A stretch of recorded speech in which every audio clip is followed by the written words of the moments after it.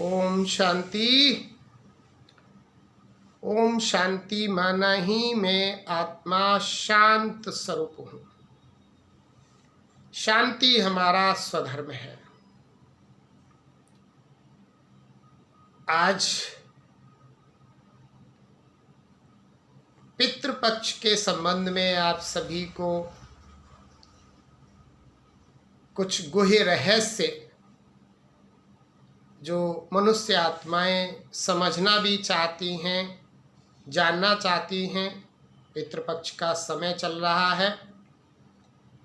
पितृपक्ष माना ही पितरों का पक्ष, माना पितृ जो हमारे पूर्वज हैं, जो हमारे बुजुर्ग हैं, उन सभी ने जिन्होंने भी हमारे बीच से शरीर छोड़कर अन्य कहीं जन्म ले लिया है, उन सभी पितरों के लिए ये पक्ष है। पक्ष माना समय चल रहा है।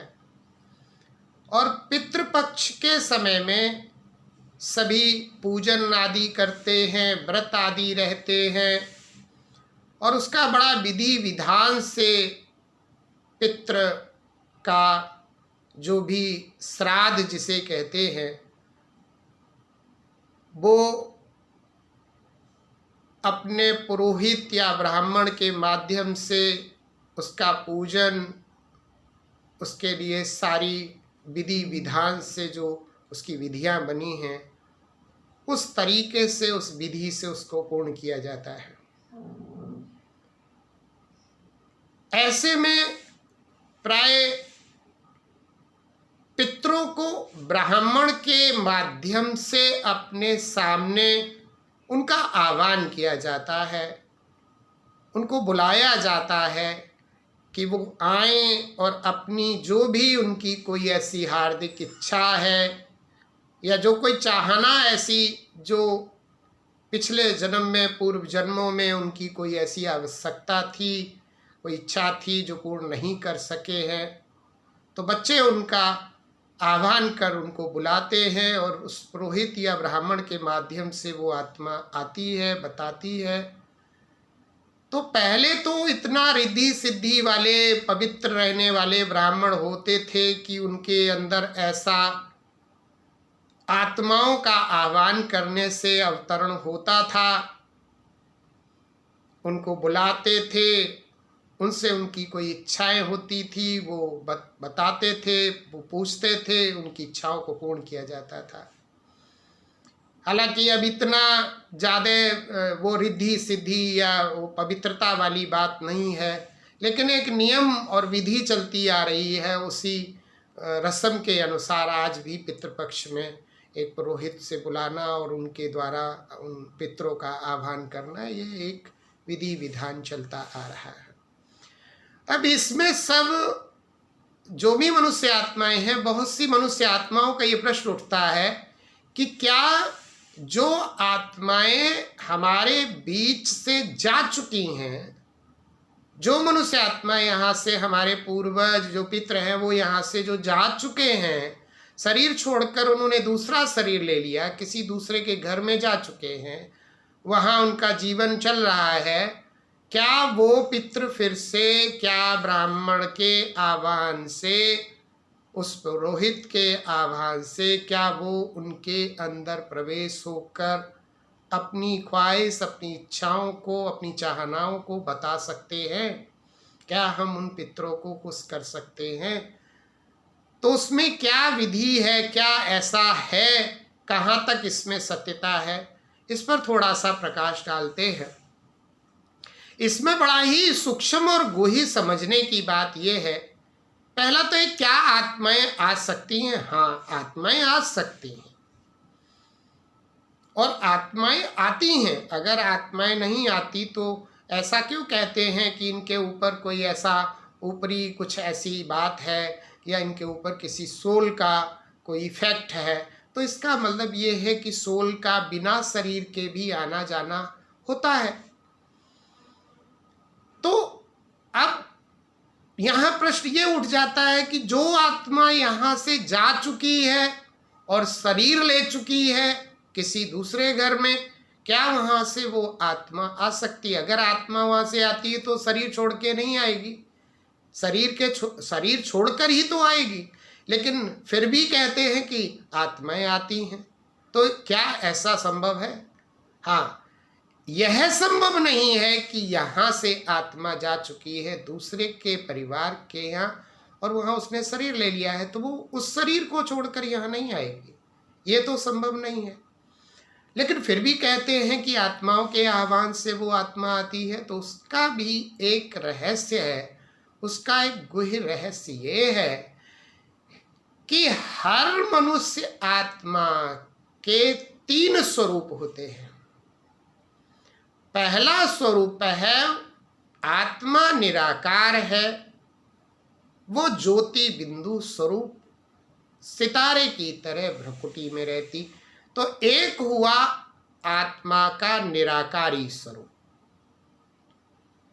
और दूसरा हुआ हर मनुष्य का साकारी स्वरूप, जो शरीर हम आपका देखते हैं, आप हमारा साकार शरीर रूप देख रहे हैं, स्थूल शरीर देख रहे हैं, तो ये हुआ साकारी स्वरूप। और उसके बाद एक तीसरा स्वरूप है, उसे हम आकारी सूक्ष्म शरीर कहते हैं।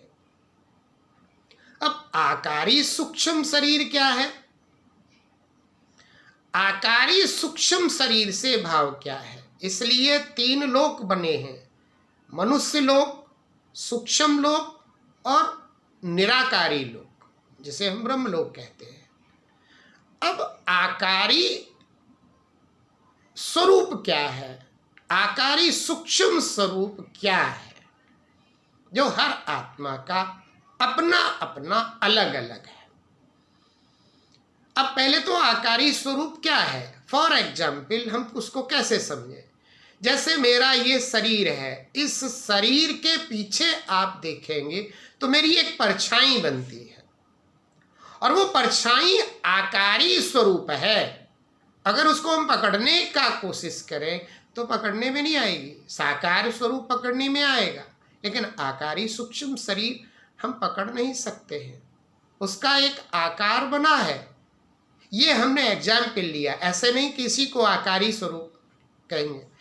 अब आकारी स्वरूप बनता कैसे, वो क्या है, इसके बारे में समझना है। हर आत्मा के अंदर मन में संकल्प चलते हैं, तो जो मन में संकल्प चलते हैं, जिस प्रकार के संकल्प चलते हैं, उन संकल्पों के आधार पर उसकी वृत्ति का निर्माण होता है, जिसे हम आम भाषा में सोच कहते हैं। इनकी कहते हैं इनकी वृत्ति अच्छी है, इनकी सोच अच्छी है। जिसकी वृत्ति अच्छी नहीं होती तो कहते हैं इनकी वृत्ति अच्छी नहीं है, इनकी सोच अच्छी नहीं है। तो ये कैसे बनी? हमारे संकल्पों के आधार पर एक वृत्ति तैयार हुई, अच्छी हो या बुरी हो, और उस वृत्ति से वाइब्रेशन का निर्माण होता है। वाइब्रेशन माना तरंगे निकल रही हैं। हर आत्मा के मन से तरंगे निकल रही हैं उस वृत्ति के आधार पर, और वृत्ति से एक वायुमंडल का निर्माण हो रहा है। चारों तरफ वायु है, वायुमंडल तैयार हो रहा है। वायुमंडल हर साकार शरीर के आसपास उसके औरे के रूप में, उसके प्रभा मंडल, आभा मंडल के रूप में उसके चारों ओर, जिसे हम ऑरा कहते हैं, वो लाइट का एक आकारी सूक्ष्म शरीर का निर्माण होता है। और उस आकारी सूक्ष्म शरीर को ही आकारी स्वरूप कहा जाता है, सूक्ष्म स्वरूप कहा जाता है। अब जो आत्मा अच्छी वृत्ति वाली होती है, उसका आकारी स्वरूप अच्छा और लाइट के रूप में होता है। जैसे जस्ट लाइक के एंजल फरिश्ता। फरिश्ता जैसा सफेद लाइट का आकारी स्वरूप उसकी वृत्ति से निर्माण होता है, जो उसका ये सूक्ष्म शरीर है। और अगर कोई बुरी सोच की आत्मा है, बुरी वृत्ति की आत्मा है, इविल सोल है, उसकी वृत्ति का जो वायुमंडल है, वो चारों तरफ जो ऑरा है, जो लाइट है, वो जैसे डार्कनेस लिए हुए होती है। लाइट की बजाय उसका जो ऑरा होता है, उसकी जो लाइट होती है, वो डार्क होती है, जिसे इविल सोल कहते हैं। तो अच्छी वृत्ति वाले का भी आकारी सूक्ष्म शरीर का निर्माण हुआ, बुरी वृत्ति वाले का भी आकारी सूक्ष्म शरीर का निर्माण हुआ, लेकिन अच्छी वृत्ति वाले का जो आकारी स्वरूप है वो लाइट का सूक्ष्म फरिश्ते जैसा स्वरूप है, और जो बुरी वृत्ति वाली आत्मा का जो स्वरूप है वो डार्क रूप में सूक्ष्म शरीर का निर्माण होता है। तो ये तो हुआ उसका आकारी सूक्ष्म शरीर। अब बात आती है कि पितृ के समय में क्या वो आत्मा वहां से आ सकती है? हाँ, आत्मा निराकारी स्वरूप वाली नहीं आ सकती, उस आकारी स्वरूप वाली आत्मा थोड़ी देर के लिए जिस जगह उसने जन्म लिया है वहां से उस पुरोहित या ब्राह्मण के तन में आती है, और जो उसकी डिमांड है, जो इच्छा है, जो चाहना है, वो उसके सामने रख सकती है। लेकिन उसके लिए बहुत ही रिद्धि सिद्धि वाला अगर कोई ब्राह्मण है तो वो ऐसा आह्वान कर सकता है और अवतरित कर सकता है, और उस आत्मा को बुलाकर उसकी इच्छा, उसकी हार्दिक इच्छाओं को पूर्ण किया जा सकता है। तो कोई निराकारी आत्मा नहीं चली आई है। अगर निराकार आत्मा चली आएगी तो वहां उसको शरीर छोड़ना पड़ेगा, लेकिन उसका ये सूक्ष्म वृत्ति के वायुमंडल का आभा मंडल वाला जो लाइट का एक आकारी स्वरूप है, वो उस समय उसके शरीर से इस ब्राह्मण या पुरोहित के शरीर में आता है, और वो उसको इशारे से उसकी इच्छाओं को, चाहनाओं को, आवश्यकताओं को बता सकता है। तो इस प्रकार से गुह्य रहस्य है किस प्रकार आत्मा आती है, और थोड़ी देर के लिए जो आत्मा दूसरे शरीर में जहाँ थी वहाँ थोड़ी देर के लिए, आप देखते हैं कभी कभी हम सफ़र में होते हैं और हमें हल्की सी नींद आ जाती है, जैसे हम अनकॉन्शियस हो जाते हैं। हम कभी भी कोई ऑफिस में वर्क करते हैं, हम अनकॉन्शियस हो जाते हैं। दिन में भी हमें नींद आती है तो हम सो जाते हैं, रात में भी हम सो जाते हैं। तो उस समय आत्मा थोड़ी देर के लिए निद्रा की स्थिति में चली जाती है, और सूक्ष्म शरीर उसका वहाँ से निकलकर दूसरी जगह जा सकता है। तो इस प्रकार से पितरों को भी बुलाया जाता है।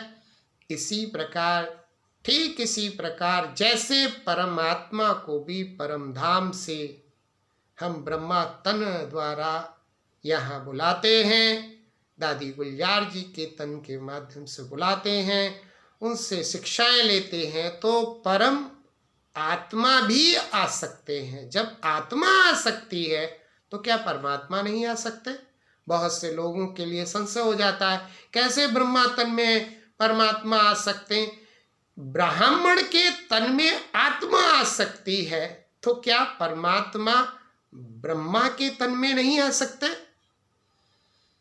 तो ये बात सिद्ध होती है कि परमात्मा अवतरित होते हैं और अवतरित होकर ब्रह्मा के तन के माध्यम से हम सबको पढ़ाते हैं, हम सबके सम्मुख होते हैं, हमसे परमात्मा बातें करते हैं, हमें ज्ञान स्नान कराते हैं, हमें सुख शांति देते, अपनी श्रीमत बताते हैं, जिससे हमारा जीवन बनता है।